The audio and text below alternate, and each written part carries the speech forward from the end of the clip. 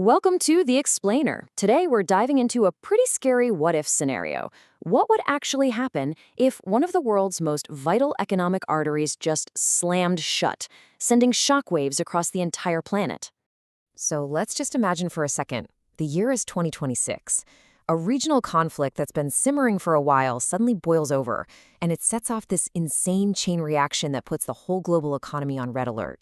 Okay, so here's where it all kicks off. Military strikes bring shipping in the Persian Gulf to a grinding halt. Now, this isn't just some regional skirmish, right?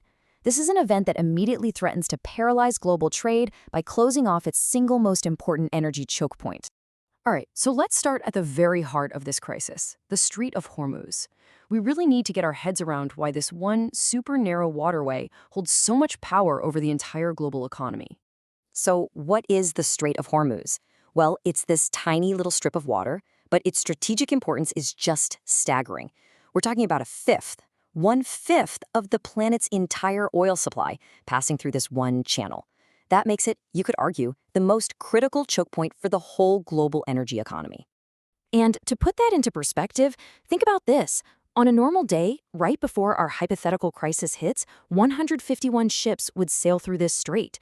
It's this constant, vital river of energy and goods. But then, in the immediate aftermath of the conflict, that traffic just vanishes. I mean, the number of ships passing through plummets from over 150 to, on some days, fewer than 5. The artery is well and truly clogged. And wow, this chart really just says it all, doesn't it? The speed of this shutdown is just breathtaking. You see the daily traffic just humming along, and then boom, it just falls off a cliff. This isn't a slowdown, it's a near total stop. And you better believe the global effects were felt almost instantly. Okay, so what happens next? Well, with that tap basically turned off, a massive shockwave rips through global energy markets. When the world's main oil faucet gets shut, everyone feels the pressure. And what's really interesting, what makes this so unique, is that it created this dual crisis. You had Brent crude oil, which is a huge global benchmark, shooting past $100 a barrel. But at the exact same time, prices for liquefied natural gas, LNG, they exploded in Asia by over 80%. So it was this simultaneous shock to both oil and gas. Now, this pain wasn't spread evenly across the globe. Not at all. As this quote points out, Asia was really the primary victim here. We're talking about massive economies like China, Japan, India, and South Korea. They rely on the strait for over 80% of their energy. That makes them incredibly vulnerable. But here's the thing, it didn't stop with fuel. The crisis spiraled super quickly and started to snarl all the complex global supply chains that we all depend on for, food, materials, everything. Just take a look at this. You can see the strait is way more than just an oil pipeline. It's a superhighway for a huge chunk of the world's liquefied gas. Sure, but also for crucial stuff like chemicals. And this is a big one, fertilizers. And this is where it starts to hit home for regular people, right?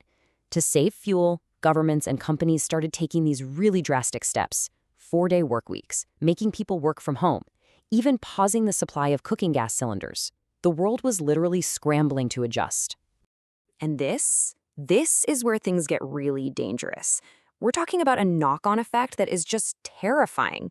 With over 1 million tons of fertilizer stranded at sea, this isn't just about fuel anymore. This energy crisis starts to morph into a potential global food crisis because some countries get so worried about shortages, they start thinking about halting their food exports. Now, all of this chaos, it created a really unique and super complex challenge for one global power in particular, China. For Beijing, this crisis was a massive threat, but also a potential opportunity. For Beijing, this whole thing was a high-stakes balancing act. On one hand, you have these massive risks, extreme energy vulnerability, huge threats to its infrastructure investments, and the possibility of domestic unrest from inflation. But on the other hand, you have these geopolitical opportunities, a chance to step up as a global peace broker, while its mean rival, the US, is totally distracted.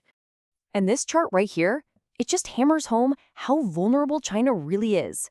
As the single biggest buyer of Middle East oil, its economy is uniquely exposed. When that traffic through Hormuz stops, nobody feels the pain quite like they do. So you gotta think, in the long run, a crisis like this would totally force Beijing's hand. It would almost certainly accelerate its push to diversify its energy supply, leaning more on Russian pipelines, its partners in Central Asia, and pushing way faster into renewable power, all to cut its dependence on this one volatile choke point. So, let's zoom out. What does a crazy hypothetical like this from 2026 actually teach us about the stability of, well, everything? What are the lasting consequences of a shock this big? Yeah, this quote really nails it. A regional conflict suddenly becomes this massive stress test for the Gulf states and really for the whole globalized world. It just brutally exposes how fragile our interconnected systems of trade and energy and food security really are. And the fallout from something like this could change things for good. We'd probably see a mad dash for more resilient infrastructure and a desperate search for alternative shipping routes. But it could also speed up fragmentation as countries start prioritizing their own survival over global cooperation. So what's the big takeaway here? It's that in our world, which is so deeply interconnected, a tiny blockage in one spot can create a global tidal wave. And the central question this whole scenario leaves us with is this: how resilient are we, really? And what's it going to take to build a more secure future?